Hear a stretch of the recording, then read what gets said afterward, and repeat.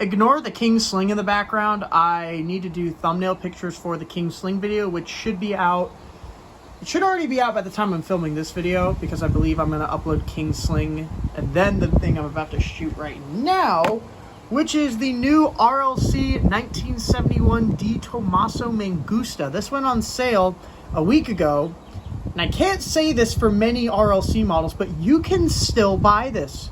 It's still available on the RLC website. Why?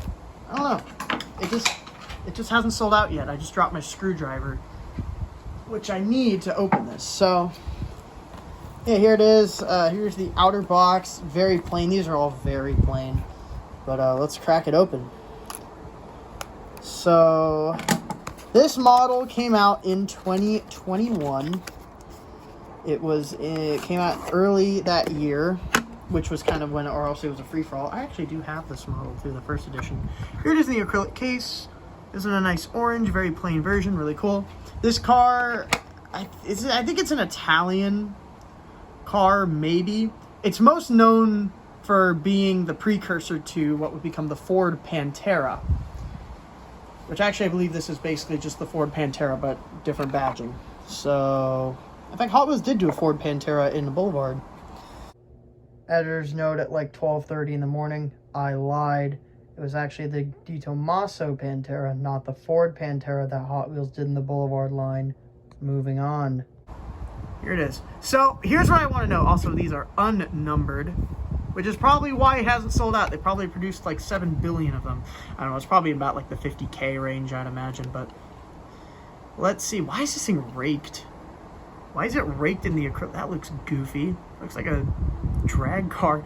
I don't know if you can see, but the back end's a lot higher than the front end. Anyway, let's see how easy it is to take this out of the acrylic case. And as I suspected, it's going to be really difficult. Unfortunately, yeah, look at this. And yeah, this is proven to be really difficult. Can I even take it out? And it's going to be terrible, because I'm actually going to end up putting this back in the best way is to like flex it back and forth, but you risk breaking the case. Oh, there we go. Oh, that was not a nice sound. Jesus. I open these. I always open my models because I want to get this plastic crap out of here, because this is going to create package rub. So I always take that out. Okay, I'm obviously going to open this sucker up, or unscrew it. And per usual, I'm going to cut out the screwing bit. So yeah, be right back. The model is now off the acrylic base. Bunch of plastic pieces coming off. I'm probably going to get rid of these little plastic circular whatevers, because they're just causing the model to like do like a wheelie, or like give it like a drag stance in the package. But here it is.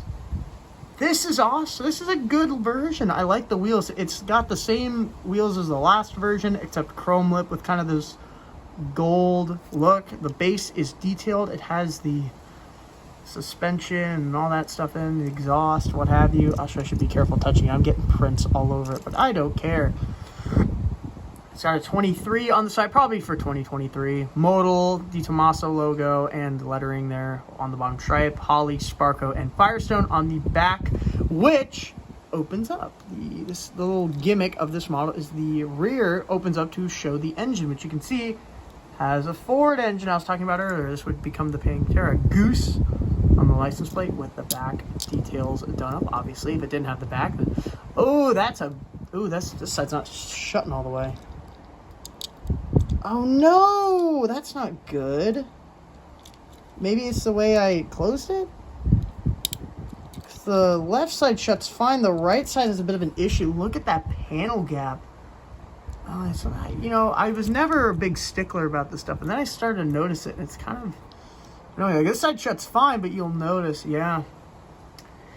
That happens with RLC. That's what happens when you mass produce models with opening parts. You sometimes will get problems, but I can't really do anything about it. It does have the top, actually the center interior is detailed and you can barely see there. The hood is matte black with the 23. You do have the headlights done up, which are just white dots. Take a look at it. It's a nice model. I'm a little miffed about that. It's a bit of a But I like this version. This is it's a cool casting from Hot Wheels, and this is a cool version, this racing livery. But like I said, it's not sold out. Also, this color, this light, it's not like the past shades of Spectre Flame Green. It's not green. I said green. Green. It's not a really dark green, but it's also not like antifreeze. It's like in the middle. It's a very, very cool shade. But I mean, I don't know. I mean, I get why it didn't sell out, or why it's still available, I should say, because there's not a lot of interest for this casting. This first version right here, as you can see, it was numbered 20,000. So this sold out a lot quicker. And actually, you see mine has a paint defect on the Gullwing. Actually, I don't know if it's on that one. It might be on the other side. I think it actually is on this side. But anyway, that's the old version. This is the new version. It's cool. But I don't know if a lot of collectors were interested, or a lot of people who buy RLC models, which is why you didn't get like a 10-minute sellout. Like with the 959, the Porsche 959, I believe was gone in 13 minutes, because that's a very nice casting, a very well-known car, but this one just didn't have the same amount of hype. And that's all I have to say. I like it. If you want it, buy it. I'll put a link in the description if it's still available. By the time I actually get this uploaded, which should be Thursday, it may not be available. I don't know. But, yeah, that's about it. See ya.